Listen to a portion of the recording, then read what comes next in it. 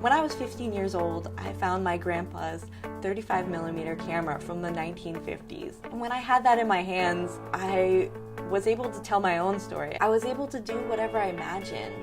Fast forward to this year now in virtual reality, you could bring people into that world. It's really exciting for me as a storyteller because before I would show someone a square picture. Now I could bring them into a whole 360 degrees environment. So when Samsung gave me the opportunity to use their new 360 round camera, I was so excited as a storyteller because I will be able to tell a story in a whole environment, and that just changes the game. They wanted me to make a virtual reality experience that they could take anywhere around the world and show people the newest and the greatest Samsung technology that they're using there. And all they have to do is just put on a headset. They don't need to fly out to Florida. They could be in Asia or Africa or Europe and put on this headset and actually be in the school. To help give the audience a new perspective, VR is a really exciting technology that can transport the stories away from the mediums we're used to and kind of grown accustomed to and frankly bored of into something that's new and innovative.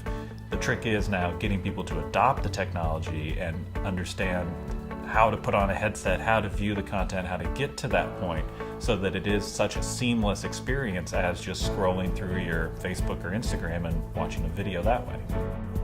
The Samsung 360 virtual reality camera is built for professionals.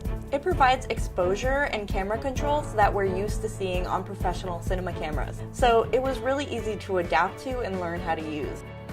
Working with the 360 round camera was a unique experience because it is somewhat untested technology. It's a brand new piece of equipment, so that presents a lot of interesting challenges and really groundbreaking breakthroughs as well. So new, exciting opportunities that you can't really have with other VR cameras really kind of made it a fun experience for me as a cinematographer to work on a film with this new piece of technology.